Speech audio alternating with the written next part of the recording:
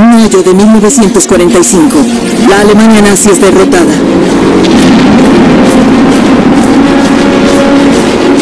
Las potencias aliadas, Gran Bretaña, Estados Unidos de América y la Unión Soviética, obtienen la victoria en Europa. En Londres, la multitud se reúne frente al Palacio de Buckingham. Jubilosos huelguistas llenan las calles de Nueva York. Y en Moscú se prepara un masivo desfile de la victoria. Pero esta alegría pronto se disipará. Una guerra nueva y muy diferente está llegando. Una donde los antiguos aliados se enfrentarán entre sí. Desde Szczecin, en el Báltico, hasta Trieste, en el Adriático, ha descendido un telón de acero por todo el continente. Sin embargo, los recientes ataques de las fuerzas rebeldes.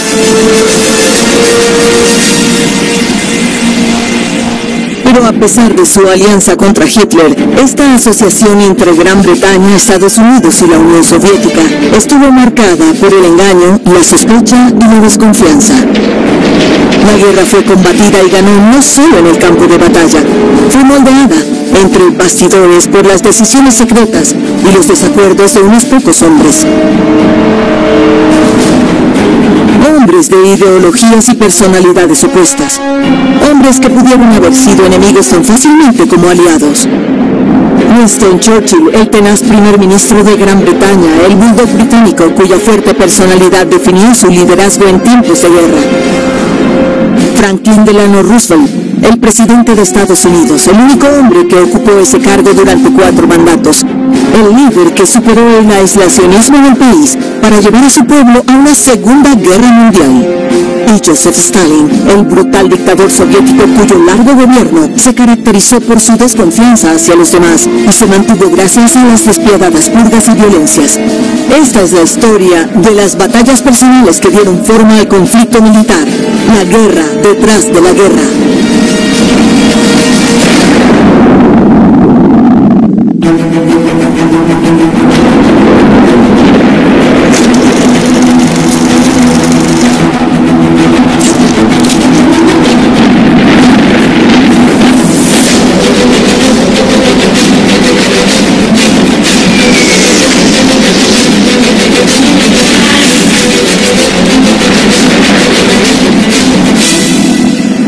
Mayo de 1940. La guerra relámpago nazi había devastado Europa y un país tras otro caían en manos del ejército alemán. La Wehrmacht asaltó Dinamarca, Noruega, Bélgica, Países Bajos y Luxemburgo. Francia estaba decayendo y ya parcialmente ocupada. La flota expedicionaria británica tuvo que retirarse hacia la costa francesa. Las súplicas de Gran Bretaña para que Estados Unidos los apoyara y se uniera a la guerra caían en oídos sordos. En Londres, el nuevo primer ministro se reunía con su gabinete de guerra. A pesar del desastre que se desenvolvía en el continente, Winston Churchill era inflexible. Gran Bretaña tenía que seguir luchando, pero los ministros de alto rango no estaban de acuerdo. El ejército británico en Francia se enfrentaba a la derrota.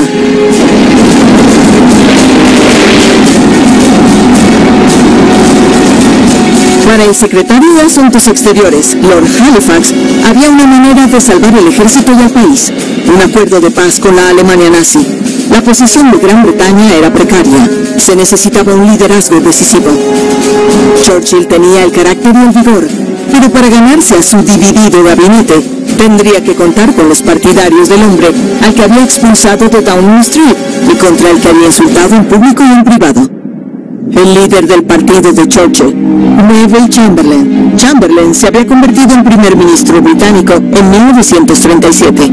Su mandato en Downing Street estuvo dominado por la creciente agresión de la Alemania nazi y sus desesperados intentos por evitar otra guerra. Sospecho que para Chamberlain la sombra de la Primera Guerra Mundial se cernía sobre él, la terrible pérdida de vidas, la destrucción. Y no creo que pudiera contemplar el inicio de otra guerra europea que tenía todo el peligro de extenderse más allá de eso. No veo a Chamberlain como un apaciguador. Bueno, sé que muchos lo hacen, pero él era un hombre honorable que hizo lo que creyó que sería mejor, supongo. Eso significaba que tenía que comer con el diablo. En Alemania, Adolf Hitler no había ocultado sus ambiciones territoriales desde que llegó al poder en 1933. Con una estridente retórica nacionalista y antisemita, había exigido la creación de una gran Alemania, un Tercer Reich.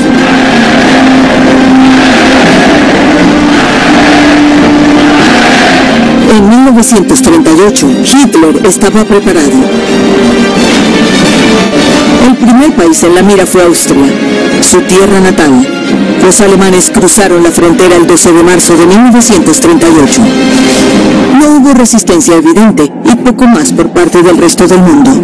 Gran Bretaña se estaba rearmando, pero las esperanzas en Londres eran que aún la guerra podía evitarse.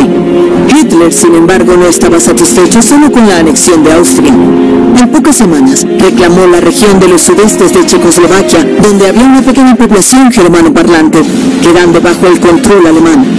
Aún así, Gran Bretaña y el resto del mundo no hicieron nada. Es fácil olvidar que se apoyaba mucho la idea de que estas eran cosas que estaban sucediendo, como Chamberlain dijo famosamente de la invasión de Checoslovaquia, en un país lejano. Entonces, la invasión de lugares como Checoslovaquia, el Anschluss con Austria en 1938, eran vistos como un problema ajeno. Estos países europeos y sus dirigentes hacían todo lo posible para articular y alertar a los dirigentes de Washington, Moscú y Londres y de otros lugares de que esto conduciría a nuevas invasiones y nuevas conquistas. No se trataba solo de un episodio europeo, sino que, como muy bien articulaban, conduciría a una grande y más complicada, violenta y larga guerra. Finalizando septiembre del 38, Chamberlain viajó a Múnich. Se reunió con su homólogo francés Edouard Daladier, con el líder fascista italiano Benito Mussolini y con Adolf Hitler. Los checoslovacos no estuvieron presentes cuando se decidió el destino de su país, y Hitler consiguió lo que quería. En el acuerdo se decidió la anexión de los sudestes. La solución al problema checoslovaco que se ha podido lograr es, en mi opinión, solo el preludio de un acuerdo más amplio en el que toda Europa pueda lograr la paz. Chamberlain regresó a Gran Bretaña y fue recibido como un héroe en las calles, pero aunque algunos en el gobierno estaban en contra de tal apaciguamiento, ahora sabemos que entre bastidores también había un considerable aprecio por lo que había hecho. Chamberlain había sido tradicionalmente el hombre malo en todo esto. Volvió de Múnich habiendo firmado la paz, el apaciguamiento, pero en realidad el jefe del servicio secreto de inteligencia MI6 había dicho al gobierno que no estábamos listos para la guerra. Y si Chamberlain no firmaba el papel, estaríamos en guerra con la Alemania nazi y no estábamos preparados. Una gran casa en el campo de Buckinghamshire, Bletchley Park, fue adquirida en secreto para ser el centro de operaciones de los servicios de inteligencia británicos. Ahora sabemos, gracias al estudio de los archivos, que los británicos se estaban preparando para la guerra en 1938. La guerra era inevitable, solo era cuestión de cuándo. Pero en los salones de Westminster se estaban celebrando otras reuniones que cambiarían el curso de la historia. Un pequeño grupo de diputados conservadores, liderado por Winston Churchill, se oponía absolutamente al apaciguamiento de Hitler. Debatieron cómo se podría cambiar la política exterior británica y cómo destituir al primer ministro para permitirlo. Winston Churchill no estaba dispuesto a hacer ningún trato con Hitler y era una diferencia entre él, el Halifax y también Chamberlain. Mientras se avecinaba una nueva guerra mundial, Churchill ya tenía 60 años. Su carrera parecía abocada a la decepción. Un político recordado sobre todo por sus fracasos en la Primera Guerra Mundial y sus errores como canciller en 1920. Cuando pensamos en Churchill durante estos años, era visto como un marginado de los temas de la política británica de la época. La carrera de Churchill hasta 1939 fue un trabajo en fracaso. La oposición de Churchill le había dado un nuevo propósito político y moral al apaciguamiento. Advirtió que las exigencias de Hitler no terminarían con Checoslovaquia. Pronto se demostraría que tenía razón. El 1 de septiembre de 1939, la paz que Chamberlain creía haber garantizado se hizo añicos. Alemania invade Polonia. El apaciguamiento había fracasado. 2 días después, el 3 de septiembre de 1939, Gran Bretaña declaró la guerra. Al otro lado del Atlántico, pocas horas después, el presidente de los Estados Unidos, Franklin D. Roosevelt, declaró la neutralidad de su país. Esta nación seguirá siendo una nación neutral. Por ahora sería una guerra de Europa. Su preocupación en ese momento era el cómo equilibrar el enfoque de la situación en Europa, con el hecho de que trataba de mantener a Estados Unidos, al menos por el momento, fuera de la guerra. Durante los 8 meses siguientes, las tropas y tanques alemanes avanzaron rápidamente por todo el continente. Dinamarca, Noruega, Bélgica, Holanda y Luxemburgo estaban ahora bajo la ocupación nazi. A medida que caía un país tras otro, también lo hacía la popularidad del primer ministro británico, Neville Chamberlain. En Londres se tomaron medidas para destituirlo, pero ¿cómo lo conseguirían? En septiembre de 1939, Gran Bretaña declaró la guerra a la Alemania nazi. El asesinato de Hitler por parte del primer ministro Neville Chamberlain había fracasado.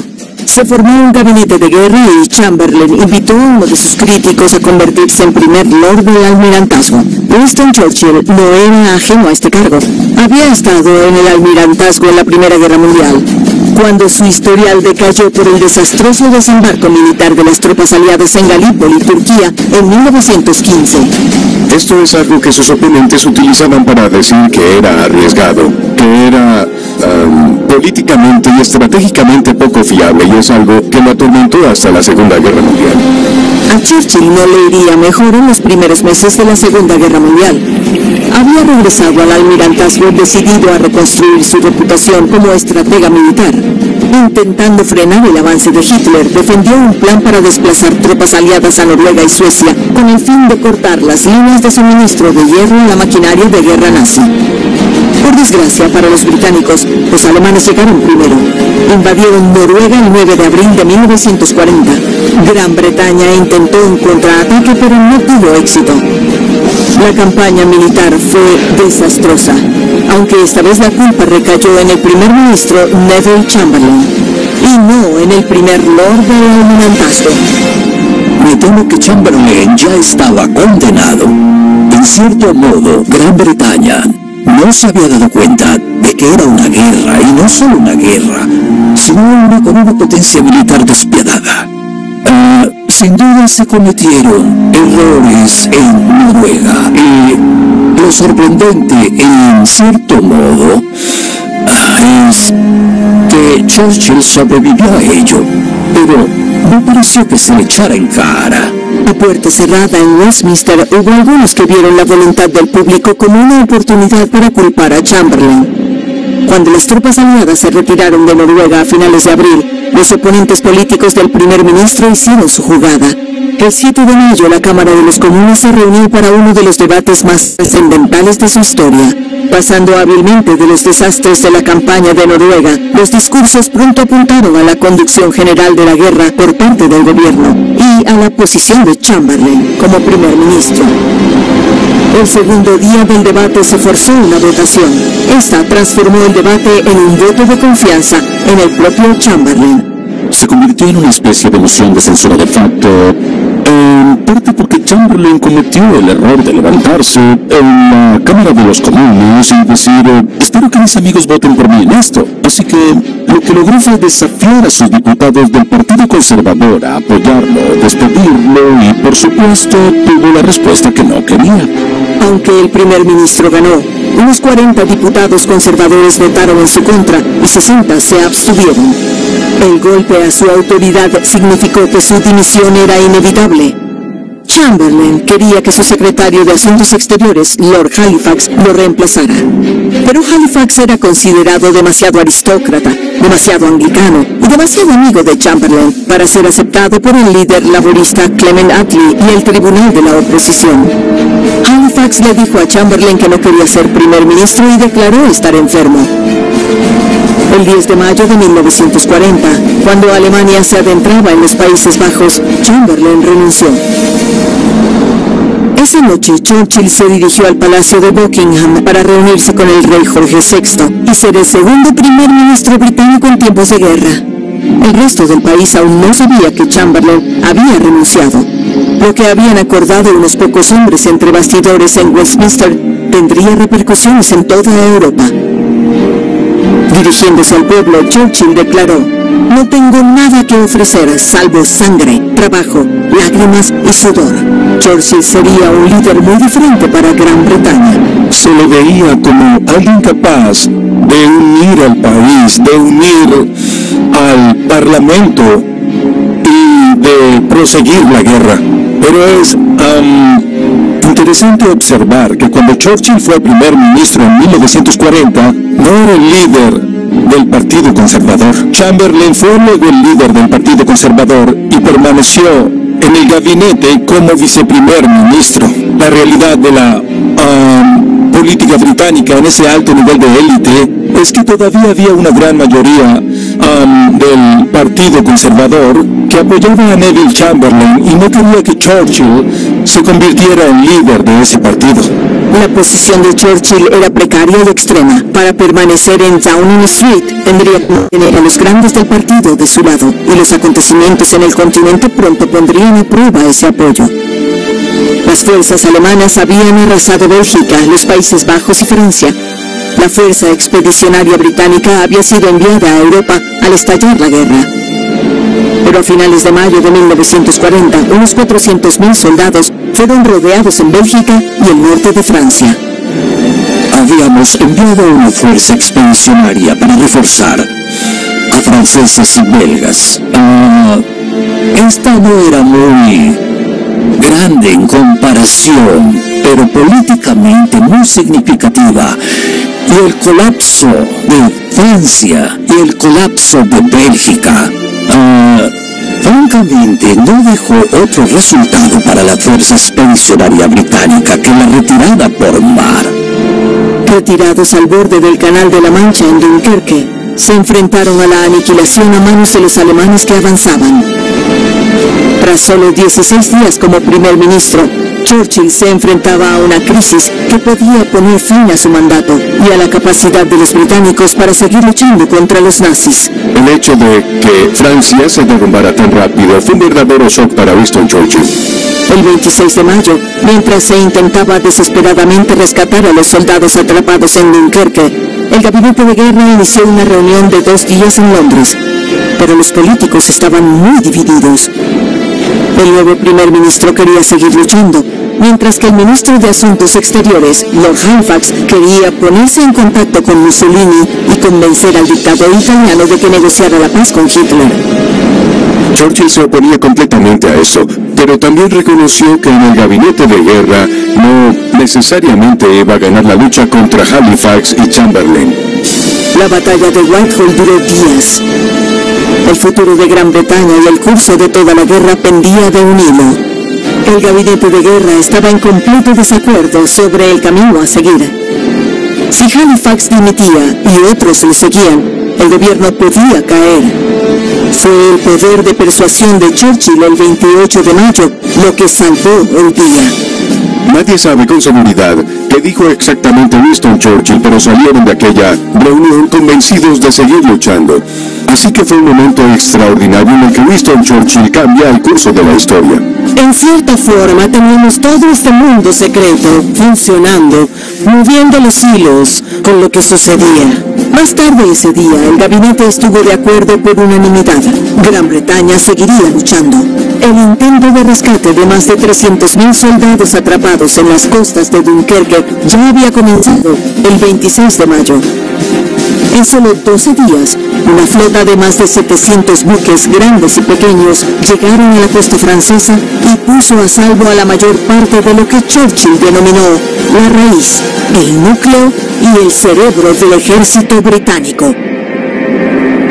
La extraordinaria respuesta, la respuesta naval, no solo de la Marina Real, sino de numerosas pequeñas embarcaciones, propiedad de quien fuera, civiles de cualquier vocación, fue una respuesta extraordinaria. Las tropas defendieron ese perímetro de forma valiente, cuando sabían que ese trabajo solo terminaría en una o dos maneras para ellos, la muerte o la captura. Hicieron su trabajo y ganaron tiempo para la evacuación por mar. La RAF hizo un gran esfuerzo para mantener la superioridad aérea sobre el perímetro y mantener a los bombarderos alemanes lejos de los soldados. El 4 de julio, Churchill pronunció uno de sus discursos más famosos y conmovedores. Lucharemos en las playas, lucharemos en las zonas de desembarco, lucharemos en los campos y en las calles, lucharemos en las colinas. Nunca nos rendiremos. Las brillantes palabras de Churchill transformaron una derrota militar en un acto de heroico desafío. Pero Dunkerque fue, en el mejor de los casos, un glorioso fracaso. No creo que Churchill pensara que esto no sería otra cosa que una derrota catastrófica, y la considerara solo como el preludio de lo que esperaba, que era una invasión alemana. Y él era consciente de eso, extrajo a los soldados, pero dejaron toda su artillería, sus cañones y sus tanques. El ejército británico había perdido casi 50.000 soldados, así como la mayoría de sus tanques y equipos. Churchill tenía presente advertir al pueblo británico que las guerras no se ganan con evacuaciones gloriosas. Pensemos en Dunkerque como los esfuerzos heroicos de 330.000 hombres que fueron evacuados de las playas. Pero no debemos olvidar que 50.000 se quedaron atrás. 5.000 fueron capturados y desaparecidos. Detrás de escenas hay una nueva rama de la inteligencia militar conocida como M9, y su función era establecer rápidamente líneas secretas de escape para traer de vuelta a los soldados, y si los aviadores eran derribados, volver desde las líneas enemigas para luchar de nuevo. Reconociendo la vulnerabilidad de Gran Bretaña, Churchill se dirigió desesperadamente a Roosevelt a través de una serie de telegramas, con la esperanza de que el presidente pudiera traer a Estados Unidos a la guerra. Pero a pesar de sus esfuerzos, Churchill tuvo que llegar a un acuerdo con Estados Unidos que permitió a Gran Bretaña comprar armas y equipos muy necesarios. El plan Cash and Carry de Roosevelt proporcionó a Gran Bretaña los suministros que necesitaba para estar en la guerra.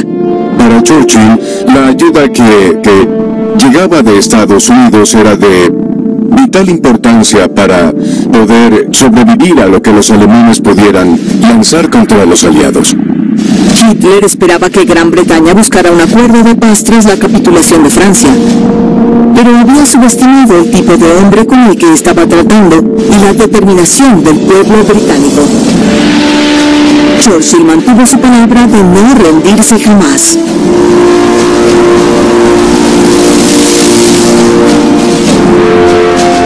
La lucha por Europa se trasladó a los cielos con la batalla de Inglaterra. La Real Fuerza Aérea se enfrentó a la Luftwaffe alemana en una batalla mortal por la supremacía aérea.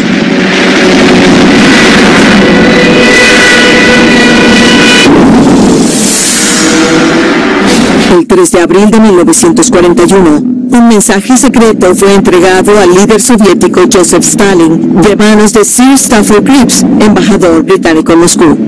El telegrama procedía de Winston Churchill. El primer ministro tenía una advertencia para Stalin. La inteligencia británica había detectado masivas concentraciones de tropas alemanas en la frontera soviética. Solo podía significar una cosa: que Hitler planeaba invadir la Unión Soviética. Stalin, paranoico como siempre, lo descartó como una trampa capitalista.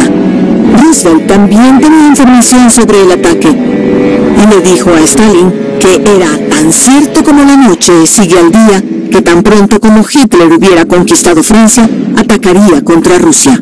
Tanto Churchill como Roosevelt advirtieron a Stalin en 1941 de que habría una invasión. Stalin obvió estas advertencias. ¿Y por qué lo hizo? Porque no confía ni en Roosevelt ni en Churchill. Stalin era una persona ideológica. Creía que un gran choque entre comunistas y capitalistas era inevitable. Pensó en esto durante 2 décadas. Churchill, en particular, era el líder de la potencia imperial prominente del mundo y habían sido retratados en la propaganda soviética como el principal enemigo en los años 20 y 30. No es sorprendente que Stalin ignorara las advertencias del 41, que decidiera seguir su instinto, que era no hacer nada sobre la invasión, lo que resultó ser un error catastrófico. Pero Stalin siguió ignorando las advertencias de los aliados. Ordenó a sus hombres que no dispararan a los aviones de vigilancia nazis que cruzaban la frontera, prefiriendo creer la ridícula explicación de Hitler de que los pilotos simplemente se habían perdido, en lugar de escuchar las advertencias de Churchill y Roosevelt de que Hitler estaba a punto de atacar contra él. Es interesante que antes de la invasión alemana, alrededor de una semana antes, Churchill y Roosevelt intercambiaran correspondencia sobre las posibilidades de un ataque alemán, que ambos habían estado recibiendo información de que sucedería. Y Churchill en ese momento le había asegurado a Roosevelt que no estaba pensando en una alianza con la Unión Soviética y sabía que eso también sería muy difícil en Estados Unidos. Pero Roosevelt, como Churchill, apreciaba la adición a la causa aliada del poder soviético, y él también estaba dispuesto a prestar apoyo a la Unión Soviética. 2 años antes, en el verano de 1939, Gran Bretaña, Francia y la Unión Soviética habían mantenido profundas conversaciones sobre la creciente agresión de la Alemania nazi. Se pedía una respuesta compartida para un frente unido contra un enemigo común. Lo que no sabían era que la Unión Soviética también estaba manteniendo conversaciones con la Alemania nazi. En lo que respecta a Stalin, el acuerdo con británicos y franceses era mucho más arriesgado, porque el riesgo era que Alemania atacara a Polonia y la Unión Soviética estaría en una guerra contra los alemanes, sin ninguna garantía de que los británicos y franceses hicieran algo. Vio a Hitler en marcha por Europa, e inicialmente el plan de Stalin era pactar con las potencias occidentales, pero estas no confiaban en él. Entonces Stalin pierde la paciencia y ve que se puede pactar con Hitler, y consigue extender la influencia soviética en Europa del Este. El 23 de agosto de 1939, el ministro alemán de Asuntos Exteriores, Joachim von Ribbentrop, llegó a Moscú para cerrar un acuerdo con su homólogo soviético, Vyacheslav Molotov. El pacto Ribbentrop-Molotov acordaba que ni Alemania ni la Unión Soviética atacarían a la otra durante una década. Tampoco apoyarían a ningún otro país que lo hiciera. Hitler había sugerido que el acuerdo durara un siglo, pero Stalin dijo que 10 años bastarían. Era difícilmente un pacto perfecto. Durante años, cada bando había satanizado al otro. La industria cinematográfica soviética producía constantemente propaganda antinazi. Hitler había calificado al pueblo ruso de masa de esclavos natos y había declarado que la misión de Alemania era liberar al mundo del bolchevismo. Del mismo modo, el dictador soviético no confiaba en Gran Bretaña ni en Francia, y no compartía su creencia de que la guerra era evitable. Así que si se avecinaba un conflicto, quería asegurarse de que los alemanes estuvieran encerrados en Europa Occidental el mayor tiempo posible. Los rusos no estaban preparados para la guerra. En su paranoia desenfrenada, Stalin había purgado a miles de oficiales del Ejército Rojo. Era un comportamiento típico de Stalin. Y así, el Ejército Rojo, en el momento de su invasión por los nazis, estaba muy diezmado en su alto mando. 30.000 militares se vieron afectados por esta purga. Hubo miles de arrestos y cientos de ejecuciones. La razón por la que Stalin hizo esto es porque desconfiaba de sus militares. Él creía que había agentes infiltrados y espías dentro del cuerpo de oficiales en 1937. Stalin esperaba que este pacto con Alemania le diera más tiempo, pero había otra parte del acuerdo que se mantuvo en secreto. Una que hizo el pacto aún más atractivo para el dictador soviético. Un acuerdo privado entre ellos que sellaría el destino de millones de civiles inocentes. Tras la victoria que predijo con confianza, Hitler había prometido a Stalin que Europa Oriental se dividiría entre las esferas de influencia nazi y soviética. Gobernarían juntos el continente. Hitler, por supuesto, nunca tuvo intención de cumplir su promesa, pero Stalin se dejó halagar y seducir. Al principio, vio recompensada su fe. En septiembre de 1939, cuando los alemanes invadieron Polonia, se apoderaron del oeste del país. 16 días después, la Unión Soviética invadió desde el oeste. Polonia fue dividida y borrada del mapa, tal como se había acordado. La división de Polonia y la creación de un amortiguador para proteger a la Unión Soviética eran fundamentales para que Stalin se sintiera seguro. Durante muchos años, Stalin estuvo interesado en adquirir lo que conocemos como zonas de separación.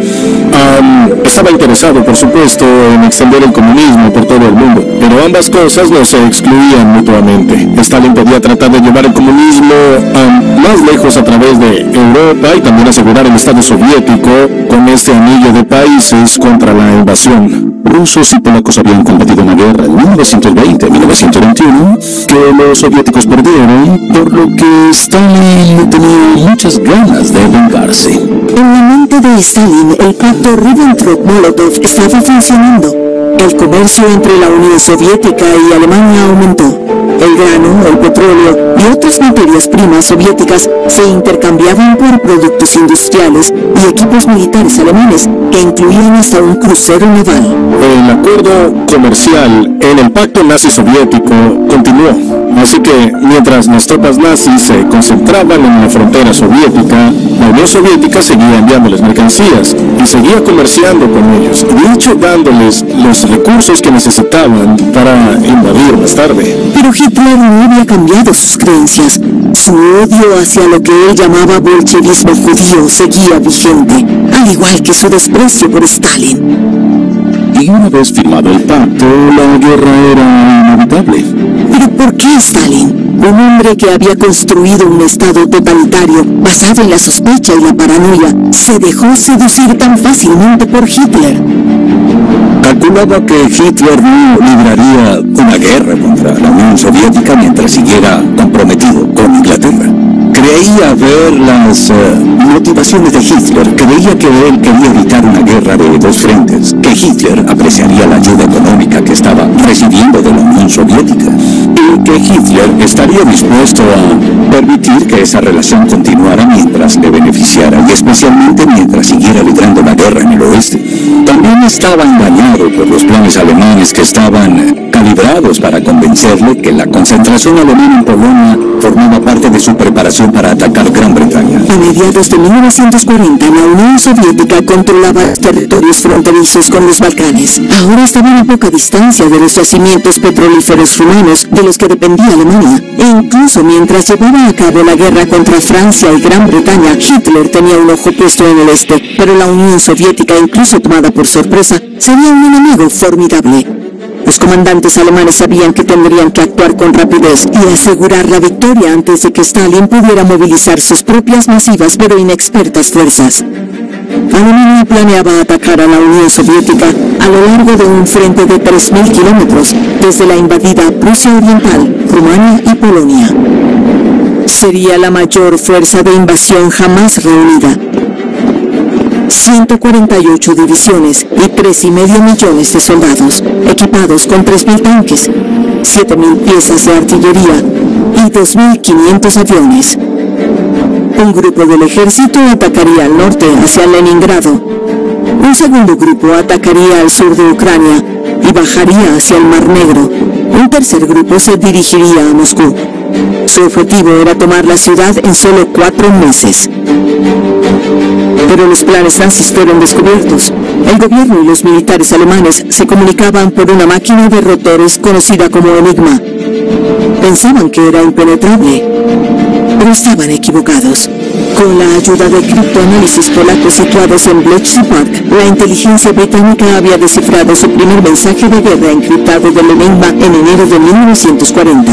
Los mensajes que interceptaron en 1941 revelaron 3 divisiones de tanques en movimiento en Polonia y movimientos de más tropas alemanas hacia otras partes de la frontera soviética.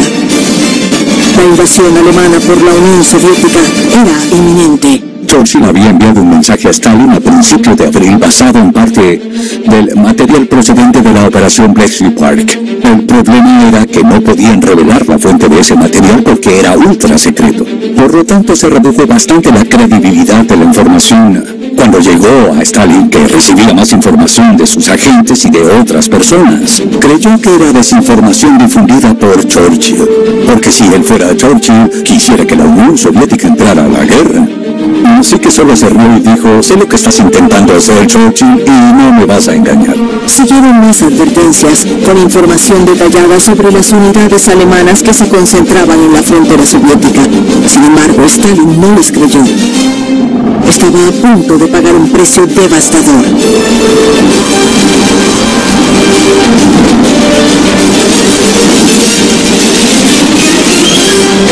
El 2 de junio de 1941, la Alemania nazi y sus aliados del eje lanzaron la Operación Barbarroja. La invasión a lo largo de un frente de 3.000 kilómetros de ancho tomó a los soviéticos completamente por sorpresa. Los alemanes invadieron a las 3 de la mañana y no fue hasta las 8 de esa mañana que se dieron órdenes al ejército rojo de tomar posiciones defensivas. Por lo tanto, estaban a la defensiva. Los alemanes, endurecidos por la batalla en Francia, sabían lo que estaban haciendo en Bélgica y estaban bien equipados en este punto y tenían una fuerza muy grande. Stalin estaba en su finca cuando llegó la noticia de la invasión. No salió durante una semana, escondiéndose en su dacha, embriagado y desesperado porque su gobierno había arruinado el legado de Lenin. El dictador soviético había sido advertido en privado por Churchill de que se avecinaba la traición de Hitler, pero Stalin no le había creído. Estaba aislado, totalmente desbordado por los acontecimientos, y dejó que fueran sus diputados y sus aliados quienes se encargaran de responder a la invasión. Y en consecuencia lo que ocurrió es que fue Molotov quien dio el primer discurso al pueblo soviético anunciando la guerra. La guerra relámpago nazi que había conquistado Europa Occidental se desataba sobre la Unión Soviética. Mientras Stalin se revolcaba en una alcoholizada autocompasión, millones se veían obligados a huir de sus hogares. Sus ejércitos luchaban por sus vidas. Los inexpertos comandantes del Ejército Rojo no eran rivales para los aguerridos alemanes. Stalin ordenó a sus hombres que se mantuvieran firmes en lugar de retirarse y reagruparse. El resultado fue el encierro y la rendición. Un gran número de soldados soviéticos fueron tomados prisioneros. Stalin envió mensajes desesperados a Londres. Suplicó a Churchill que abriera un segundo frente en Occidente, para que Hitler tuviera que luchar en 2 bandos. Gran Bretaña estableció una alianza con los soviéticos tras la invasión. Enviaba los suministros de los que podía prescindir, pero no estaba en condiciones de organizar una invasión de la Europa invadida por los nazis. Creo que lo que Churchill vio fue una oportunidad, y es que él reconoció que era el momento de poner a Joseph Stalin, ya saben, ponerlo de su lado. Y como dijo famosamente, si Hitler invadía el infierno, al menos haría una declaración favorable sobre el diablo en la Cámara de los Comunes. Y él decidió casi de inmediato que Gran Bretaña se alineara con la causa de la Unión Soviética. Hubo muchos recelos sobre alinearse con los bolcheviques, pero él, el mismo día, decidió que haría una emisión pública prometiendo el apoyo británico a la Unión Soviética. Y lo hace en uno de sus mejores discursos en una emisión de televisión. Dijo que nadie había sido tan opositor al comunismo como él, pero no solo el comunismo. Se trata del pueblo ruso defendiendo su corazón, defendiendo a sus mujeres y a sus hijos, y Gran Bretaña marcharía a su lado. A mediados de julio, la Wehrmacht había avanzado 800 kilómetros en territorio soviético. y había capturado a casi 600.000 soldados del Ejército Rojo, pero este rápido avance tuvo un costo para los alemanes. Las vastas distancias estiraban sus líneas de suministro hasta el punto de ruptura, y la política de tierra quemada de los defensores soviéticos dejaba poco para que los invasores usaran en términos de comida o refugio. A los alemanes ya les quedaba poco tiempo para lograr la victoria antes de que se impusiera el extremo clima ruso. En otoño de 1941, los nazis tenían Moscú en la mira. Tomar la capital no sería solo una victoria simbólica. La ciudad era un importante centro de la industria y el transporte. Pero Hitler tenía otras ideas. Para desesperación de sus generales, cambió su estrategia y redirigió las fuerzas al sur, hacia Kiev, y al norte, hacia Leningrado, donde el Ejército Rojo oponía una tenaz resistencia. Moscú podía esperar. En el otoño de 1941, él decía que solo tenía los recursos para hacer una cosa. Creo que desde el punto de vista militar probablemente tenía razón. Lo importante era destruir al Ejército Rojo. Lo importante no era necesariamente llegar a Moscú. Sin embargo, el problema que experimentó, por supuesto, era que Rusia es enorme. Los alemanes que se dirigían hacia Moscú frenaron su avance mientras el Ejército Rojo se atrincheraba. Las lluvias de otoño convirtieron las carreteras en barro. Y entonces llegó el invierno ruso. Fue uno de los más fríos del siglo XX. Las temperaturas cayeron en picada y poco equipo de invierno llegaba a los soldados alemanes en el frente. Sus abrigos eran demasiado finos, no podían utilizar sus armas ni sus vehículos. La congelación afectó a miles. Los alemanes no estaban preparados para la dureza del invierno ruso. Hitler había subestimado no solo la profundidad del invierno ruso, sino la profundidad de la determinación rusa. La nieve no duraría para siempre. La lucha en el frente oriental estaba lejos de terminar.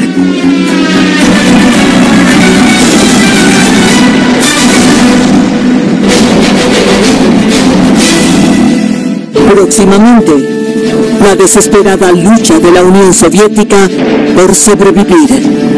Era una lucha por la madre Rusia, por el alma de la madre Rusia. Y así se enfrentaron con voluntad y toleraron muertes horribles. Mucha gente creía conocer muy bien a Stalin porque era obvio en muchos aspectos ser brutal y despiadado, al que le importaba poco sacrificar enormes cantidades de vidas humanas por la causa.